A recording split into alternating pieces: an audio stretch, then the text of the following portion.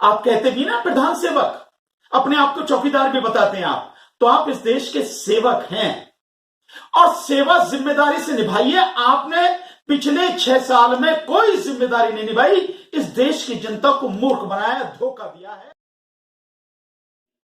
क्या माननीय नरेंद्र मोदी जी या भारत सरकार इस बात को बता सकेगी आपने किस कानून के तहत इस आरोग्य सेतु ऐप को बनाया है? इस टेक्नोलॉजी के जो एक्सपर्ट हैं, साइबर के जो एक्सपर्ट हैं, उन सबका कहना यह है कि ये कोरोना के लिए नहीं, ये लोगों की निजी जानकारियां हासिल करने और उनको सर्वेलेंस करने, उनकी निगरानी रखने वाला ऐप है। आप कहें या ना कहें, लेकिन हकीकत यही है कि आप इसके माध्यम से एनपीआर के लिए, जिसे आप एनआरसी के रूप में इस्तेमाल करेंगे, उसके लिए इंफॉर्मेशन मांगना, अन्यथा इतनी पर्सनल इंफॉर्मेशन मांगने की आपको जरूरत है कि ये जो आरोग्य सेतु ऐप है, ये देश की जनता की जो निजी जानकारियां हैं उनको हासिल करने का एक नया ड्रामा है, नई नौटंकी है। ये एक षड्यंत्र है। इस षड्यंत्र के तहत देश की जनता पर निगरानी रखने और उसकी तमाम जानकारियां, जो निजी जानकारियां हैं, जो उसके मोबाइल फोन्स में है या जो उसके माध्यम से उस पर निगरानी रखने के लिए वो कहां जा रहा है, क्या कर रहा है, किस किस से मिल रहा है, ये सारी की सारी चीजें हासिल करने का ये ऐप है। साथियों, मुझे बहुत दुख के साथ कहना पड़ रहा है कि भारत के प्रधानमंत्री माननीय श्री नरेंद्र मोदी जी और उनकी टीम, विशेषकर नरेंद्र मोदी जी, ये समझते हैं कि यह देश उनकी जागीर है और वो जैसे चाहेंगे वैसे यहां करेंगे, जो उनके मन में आएगा वो करेंगे और लोग मानेंगे, और वो लोगों को गुलाम समझते। देश की जो जनता है, भारत की जो जनता है, उस भारत की जनता को माननीय नरेंद्र मोदी जी गुलाम समझते हैं और अपनी जागीर की तरह इस्तेमाल करते हैं, जैसे उनके बंधुआ मजदूर हो सब लोग। माननीय नरेंद्र मोदी जी, ये देश, ये भारतवर्ष जितना आपका है उतना ही इस देश का जो प्रत्येक नागरिक है, प्रत्येक नागरिक का भी उतना ही है, ये उतना ही उसका हक इस देश में हर चीज पर है जितना आपका है। और आप इस देश के सेवक हैं। आप कहते भी ना प्रधान सेवक, अपने आप को चौकीदार भी बताते हैं आप, तो आप इस देश के सेवक हैं और सेवा जिम्मेदारी से निभाइए। आपने पिछले 6 साल में कोई जिम्मेदारी नहीं निभाई, इस देश की जनता को मूर्ख बनाया, धोखा दिया है। और आपका जो हिंदू एजेंडा है, आरएस का जो हिंदू एजेंडा है, आप उसी के लिए लगातार काम कर रहे हैं। इसे करना बंद कीजिए। ये देश की जनता आप ही की तरह स्वतंत्र है, आप इसे गुलाम मत समझिए और ऐसा कोई काम मत कीजिए कि इस बात से देश में बेवजह की अफरा तफरी मचे। अच्छा, इन सारी चीजों को मैं जो आपकी बात है वो आपको बताना चाहूंगा।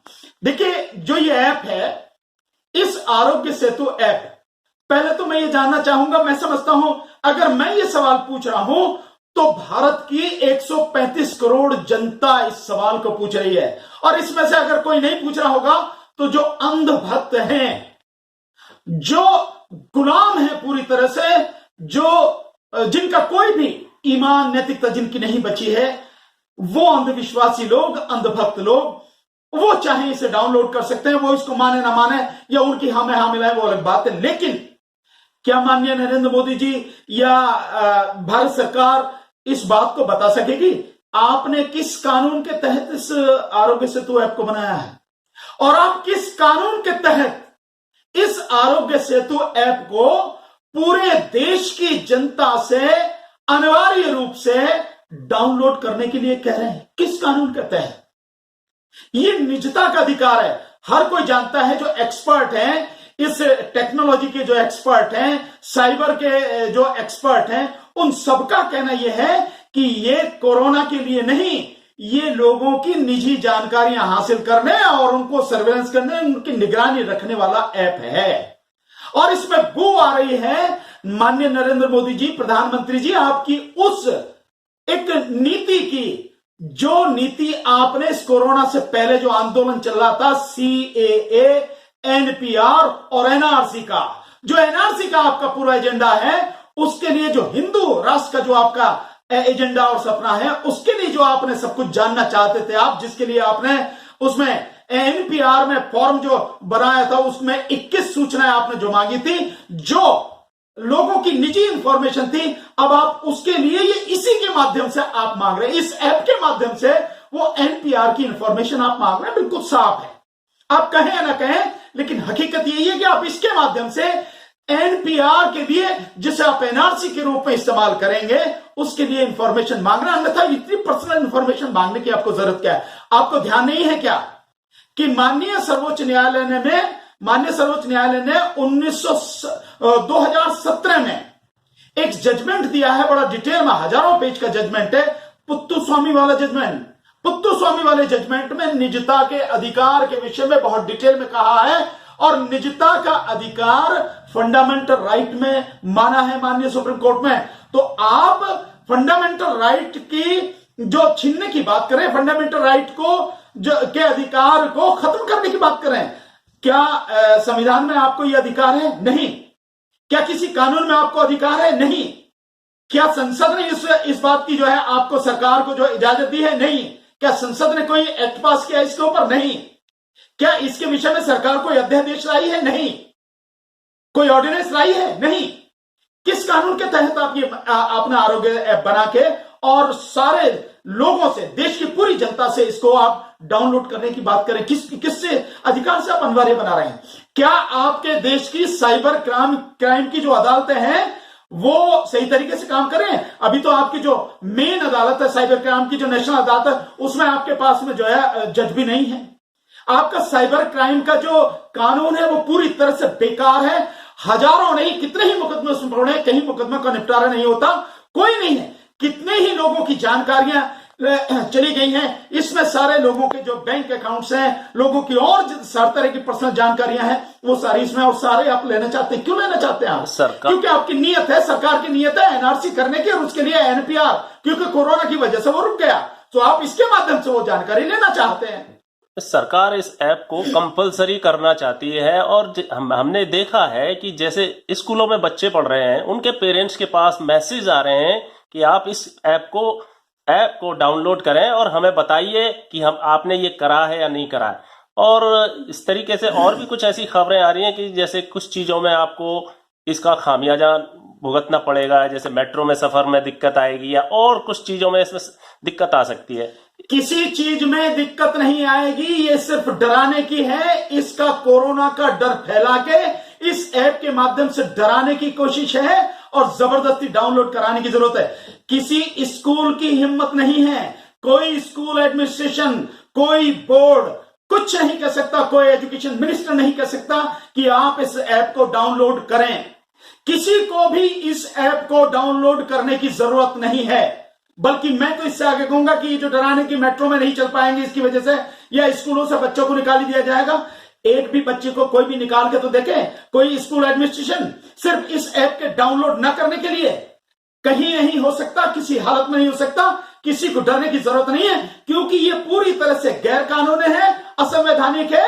सरकार फंडामेंटल राइट को छीनना चाहती है, फंडामेंटल राइट पर कुठाराघात है, देश के संविधान पर कुठाराघात है, और ये इस सरकार का, इस भाजपा मोदी सरकार का षड्यंत्र है एनआरसी करने के लिए। इस एनपीआर नहीं कर पाई, एनपीआर रुक गया, उसके लिए इस ऐप के माध्यम से सारी जानकारियां सरकार लेना चाहती है। सरकार तो ये किसी के खिलाफ भी कोई कार्रवाई नहीं हो सकती। सरकार तो ये कहती है कि इससे बीमारी का पता लगता है, कौन लोग कितने कोविड उससे, अगर इससे बीमारी का पता लगता तो तुम्हारी तो कोई औकात ही नहीं है, तुम तो टेक्नोलॉजी में कुछ हो ही नहीं। अमेरिका, रूस, इंग्लैंड, जर्मनी, फ्रांस, इटली, कितने ही देश हैं जो विकसित देश हैं, जो इतने जबरदस्त हैं, वो सारे के सारे देश इस ऐप को डाउनलोड कर लेते ना, इस ऐप से ही रोक लेते। लेकिन रुका तो नहीं ना। क्या ऐप से बीमारी रुकती है क्या? तुमने पूरे ये आज 42-43वां दिन हो गया, तुमने लॉकडाउन कर रखा है, और तुमने देखी अपनी हालत कि जिस दिन तुमने 24 तारीख को लॉकडाउन किया 500 मरीज थे, और आज की तारीख में अकेले जो पिछले 24 घंटे में 3,990, एक दिन में 24 घंटे में 3,990 केस हुए हैं, और 195 लोगों की मौत हुई है। जैसे जैसे टेस्टिंग का दायरा बढ़ता चला जा रहा है, वैसे ही वैसी ये विस्फोटक स्थिति आती जा रही है। और मैं दावे के साथ कह सकता हूं कि जो आपने ये लॉकडाउन बढ़ाया है 2 हफ्ते के लिए 17 तारीख तक, निश्चित रूप से इस लॉकडाउन को आप अगले 2 हफ्ते के लिए बढ़ाओगे, 31 मई तक पहुंचेगा ही पहुंचेगा, जो आपकी करतूतें हैं, जो आपका ढंग नजर आ रहा है। क्योंकि जो इस बीमारी को कैसे खत्म किया जाए वो आपकी समझ के बाहर है। जो डॉक्टर्स को, मेडिकल स्टाफ को, पुलिस वालों को, सफाई कर्मचारियों को, जो इस कोरोना से जो सीधे सीधे लड़ रहे हैं, फाइट कर रहे हैं, फ्रंट पे हैं, उनको जो पर्सनल प्रोटेक्शन किट देनी चाहिए वो आप नहीं दे रहे हैं। सो उनकी जगह बाकी आप नौटंकी कर रहे हैं। कभी आप फूल बरसाते हैं, आप हेलीकॉप्टर से फूल बरसाते हैं, कश्मीर से लेके कन्याकुमारी तक और कच्छ से लेके असम तक आप फ्लाई पास करते हैं। ये सब नौटंकी बंद करो और ध्यान से इसको कैसे खत्म किया जाए।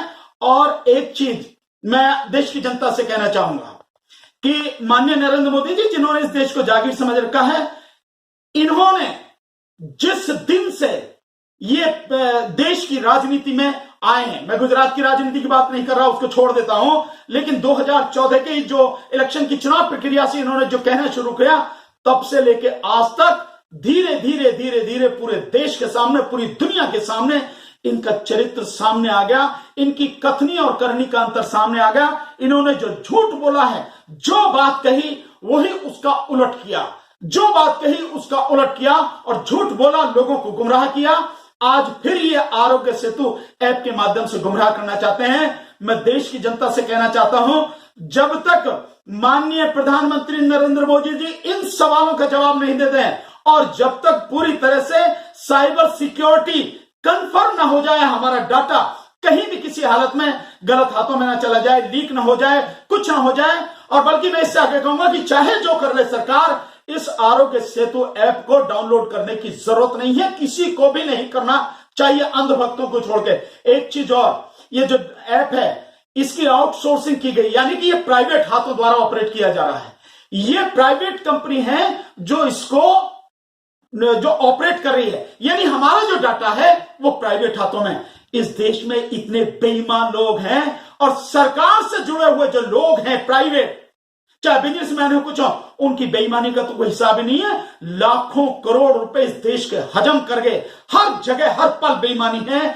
और ये हमारा जो सारा आंकड़ा लेके, सारा डाटा लेके उसको किसी और को नहीं बेच देंगे, इस बात की क्या गारंटी है? कोई गारंटी नहीं है ना। लूटा है इन्होंने, जो अभी जो लुटेरों के माफ किए हैं 68,660 करोड़ रुपए, जो 50 टॉप के जो लुटेरे हैं, जो विदेशों में बैठे, जिनके माफ किए हैं, जिनमें वो सारे हैं नीरव मोदी और मेहुल चौकसी वगैरह, वो सारे, और जो माल्य वगैरह और बाबा रामदेव वगैरह, इन सारे के सारे जो हैं, उन सबके जो पैसे माफ किए हैं।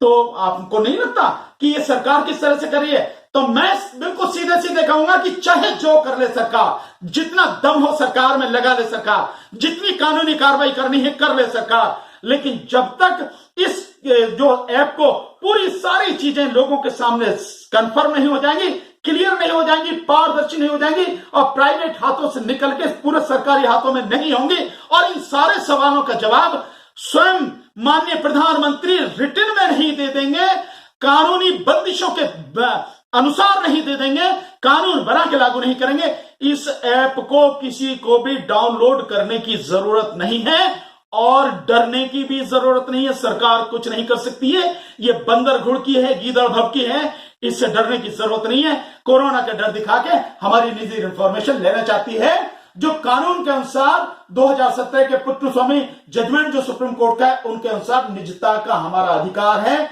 जिसे हम किसी भी कीमत में सरकार को नहीं दे सकते, ना देंगे हम सरकार।